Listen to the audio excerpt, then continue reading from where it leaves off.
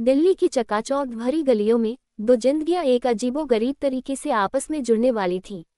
स्नेहा कपूर एक उभरती हुई लेखिका थी, जिनकी किताबों में गहरी भावनाएं और जीवन की सच्चाई बसी हुई थी। अनीश मलिक एक सफल व्यापारी था, जो अपनी दिनचर्या में व्यस्त था। उनके जीवन की दिशा ने उन्हें कभी एक दूसरे के करीब नहीं लाया, लेकिन किस्मत की कुछ अजीब योजनाएं थीं। स्नेहा के दिन उसकी छोटी सी किताबों की दुकान में बीतते थे, जहां वो अपने विचारों को शब्दों में ढालती थी। उसकी कहानियां हालांकि अभी बहुत प्रसिद्ध नहीं हुई थीं, लेकिन उनमें एक खास बात थी जो लोगों को आकर्षित करती थी।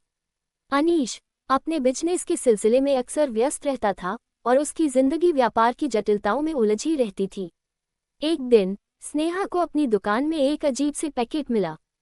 जब उसने उसे खोला तो उसमें एक पुराना चमकदार किताब और एक छोटा सा पत्र था।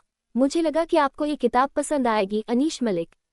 स्नेहा ने किताब की ओर देखा, जिसका नाम था प्रेम कहानियां और जीवन के रंग। किताब में प्रेम की विभिन्न कहानियां थीं, जो विभिन्न युगों और परिस्थितियों को दर्शाती थीं।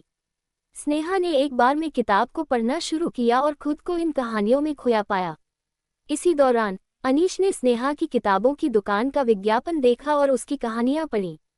उसने स्नेहा की लेखनी में एक खास बात महसूस की, जो उसके व्यापार के कठोर वातावरण से कहीं अधिक गहराई और सौंदर्य से भरी हुई थी। इसलिए उसने स्नेहा को किताब भेजी, ताकि उनकी दुनिया के बीच एक पुल बन सके। स्नेहा ने अनीश के बारे में जानने के लिए थोड़ी खोजबीन की और पाया कि वह एक प्रसिद्ध व्यापारी है। उनके जीवन की भिन्नता ने स्नेहा को चौंका दिया, लेकिन वह अनीश की सोच और आदर्शों के प्रति आकर्षित महसूस करने लगी। एक दिन स्नेहा की किताबों की दुकान में अनीश को देखा। वह उनके पास आया और खुद को परिचित कराया। बातचीत ने बहुत जल्दी गहराई पकड़ ली और दोनों ने अपनी अपनी जिंदगी की कहानियां साझा की। उनकी बातचीत में एक ताजगी और सच्चाई थी, जो उनके बीच की दीवारों को तोड़ रही थी। समय के साथ स्नेहा और अनीश की दोस्ती ने प्यार का रूप ले लिया। वे एक साथ समय बिताने लगे, एक दूसरे की रुचियों और शौक को समझने लगे। स्नेहा ने अनीश को अपने लेखन की दुनिया से परिचित कराया, जबकि अनीश ने स्नेहा को व्यापार की जटिलताओं की दुनिया से अवगत कराया। उनका प्रेम दोनों की जिंदगियों में एक नया रंग भरने लगा। एक शाम जब वे दिल्ली के इंडिया गेट पर टहल रहे थे, अनीश ने स्नेहा को एक आश्चर्यजनक प्रस्ताव दिया। स्नेहा, तुम्हारे साथ बिताए हर पल ने मेरे जीवन को नई दिशा दी है। मैं तुम्हारे साथ अपना भविष्य बिताना चाहता हूँ। क्या तुम मुझसे शादी करोगी? स्नेहा की आंखों में खुशी के आंसू थे। उसने खुशी से हाँ कह दिया। उनकी शादी एक भव्य समारोह थी, जिसमें दोनों की जिंदगियों के तत्व शामिल किए गए थे। स्नेहा ने एक सुंदर पारंपरिक साड़ी पहनी और अनीश ने एक शानदार सूट चुना। उनकी शादी की प्रतिज्ञाएं एक दूसरे के प्रति प्यार और सम्मान की गहराई को दर्शाती थीं।